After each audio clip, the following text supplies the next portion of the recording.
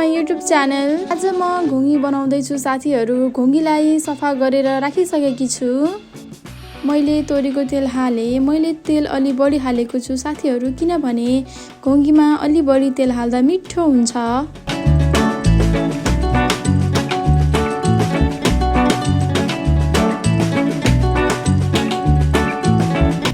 तोरीको फोरन हाल्दैछु साथीहरू। मेथी जिरा भन्दा तोरीले घोङ्गी मिठो हुन्छ।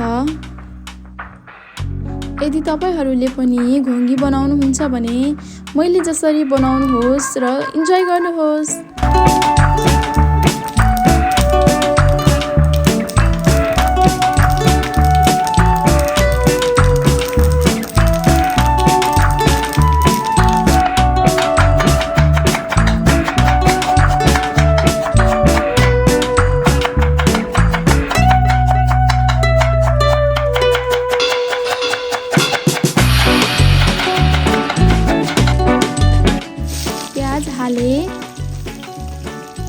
कराई हल्लिएर चलाउनै मिलेन, कराईलाई मिलाउनु पर्यो।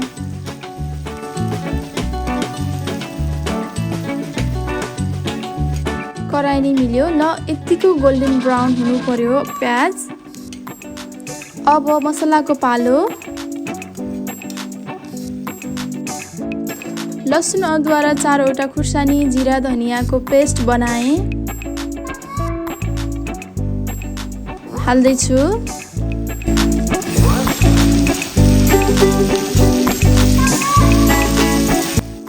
सँगै बेसार पनि हाल्दैछु। घोङ्गीमा खुर्सानी कम नै राख्नुपर्छ साथीहरू। थोरै खुर्सानी राख्दा पनि घोङ्गी पिरो हुन्छ।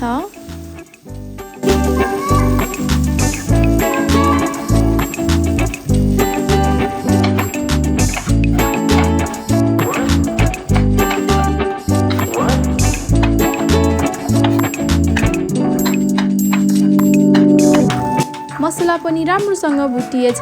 अब टमाटर हाल्छु।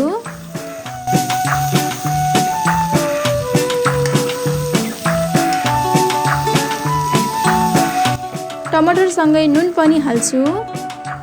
नुन हाल्दा टमाटर छिटो पाक्छ। टमाटर हल्का गलेपछि मिट मसाला हाले। घोङ्गीमा मिट मसाला हाल्दा स्वाद बढेर आउँछ।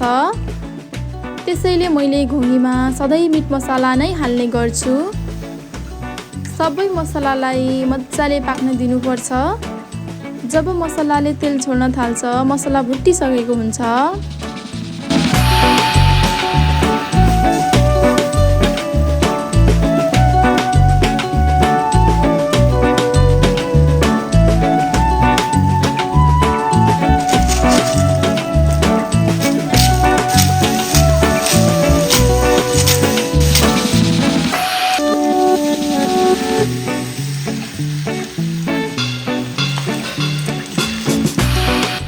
राम्रोसँग चलाउँदैछु साथीहरू। अब घोङ्गीलाई 5 देखि 7 मिनेटसम्म छोपेर पकाउने। ग्यासको फ्लेम मिडियम राख्नुपर्छ।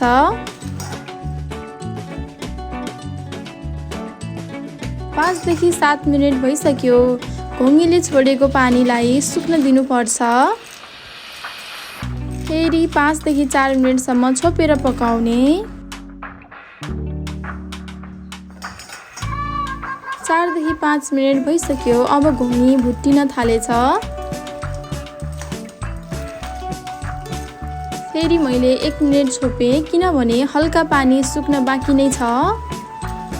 घोङ्गी पकाउँदा घोङ्गीलाई धेरै भुट्न हुँदैन।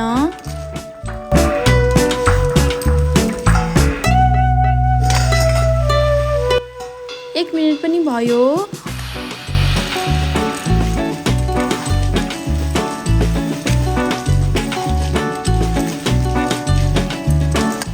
अब मलाई चाहिए जति पानी हाल्दैछु साथीहरू।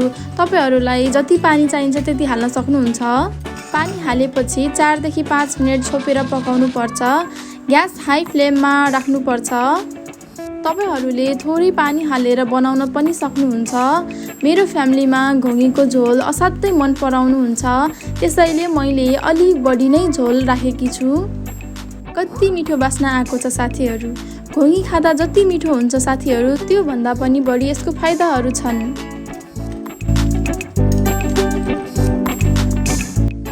साथीहरू मैले हरियो धनिया पनि हालेँ। मैले अर्को भाँडामा घोङ्गीलाई राख्दैछु साथीहरू। घोङ्गी रेडी भइसक्यो साथीहरू, खाँदा पनि एकदमै मिठो छ। तपाईहरू पनि यसरी नै घोङ्गीको रेसिपी बनाएर आफू र आफ्नो फ्यामिलीसँग इन्जोय गर्नुहोस्। तपाईहरूलाई मेरो भिडियो मन पर्यो भने प्लिज लाइक, कमेन्ट, सब्स्क्राइब गरिदिनु होला।